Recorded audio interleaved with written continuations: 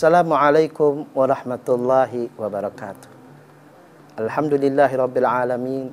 Wassalatu wassalamu ala asyrafil anbiya'i wal mursalin wa ala alihi wa sahbihi ajma'in. Amma ba'du.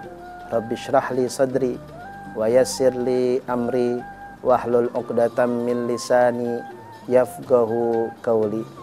Qala Allah Ta'ala fil Qur'anil Karim, wala tuti' kulla halafin mahin hammazim masya'im binamim.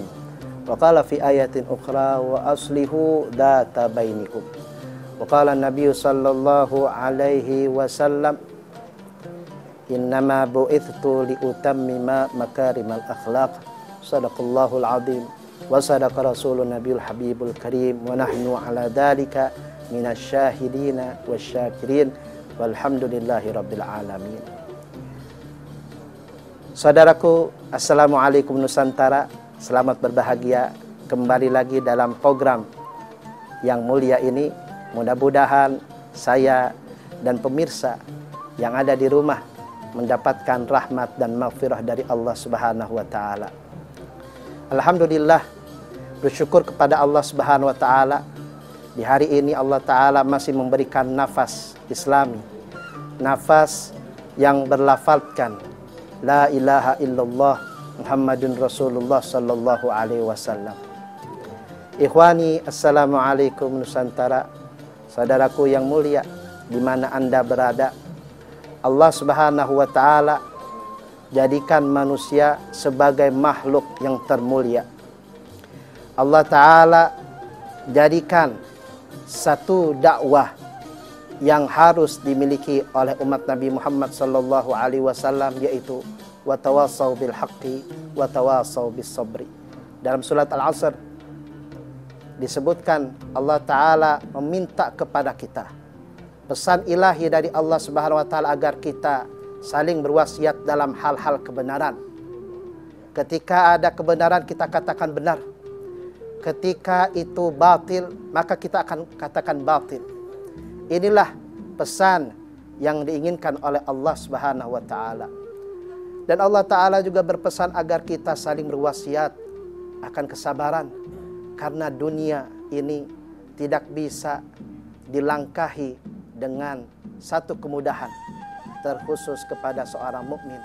Seorang mukmin harus rela ketika ia bersaksi bahwasanya tiada Tuhan selain Allah dan Nabi Muhammad adalah utusan Allah, maka ia harus menanggung dan menerima cobaan dan ujian dari Allah Subhanahu wa taala.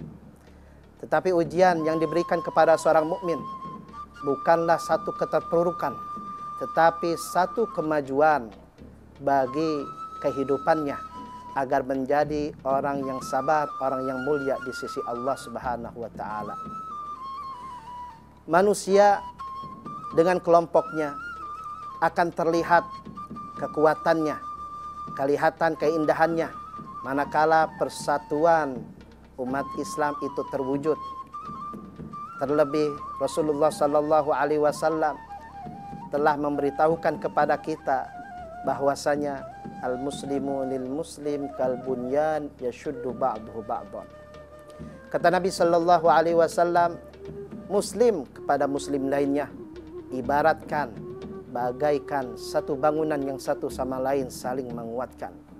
Maka itu ketika kita menginginkan satu kesatuan yang positif, kesatuan yang akan mendulang kejayaan, hendaknya kita saling bahu-membahu, bukan saling jatuh-menjatuhkan.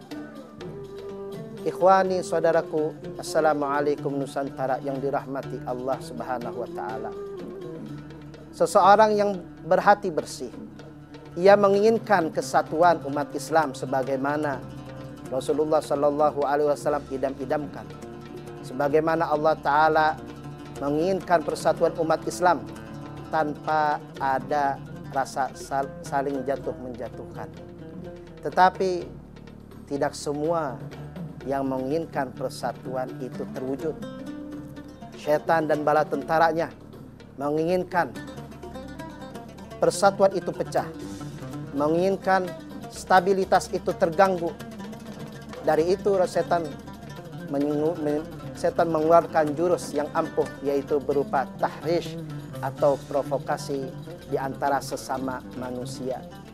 Apa itu provokasi? Provokasi atau tahrish dikatakan oleh seorang ulama, yaitu Al-Imam Al-Baghawi. Beliau menuturkan, at-tahrishu huwa iqaul khusumati wal khushunati bainahum. Provokasi adalah menjatuhkan kalimat pertikaian dan berkata kasar di antara sesama manusia. Bahkan seorang ulama yang bernama Ibnul Athir, beliau mengatakan, at-tahrish al-igra'u bainan nas ba'dhum bi ba'dhin. Provokasi adalah mencari kesalahan satu sama lain di antara manusia, sehingga satu sama lain saling menjatuhkan, bukan untuk mewujudkan persatuan. Ini yang nyata di negara kita ini. Ini yang terjadi di kalangan kita ini. Subhanallah, Allah Subhanahu wa ta'ala menginginkan kita satu kehidupan yang lebih dekat dengan ridho Allah Subhanahu wa ta'ala, bukan jauh daripada rahmat Allah Subhanahu wa ta'ala.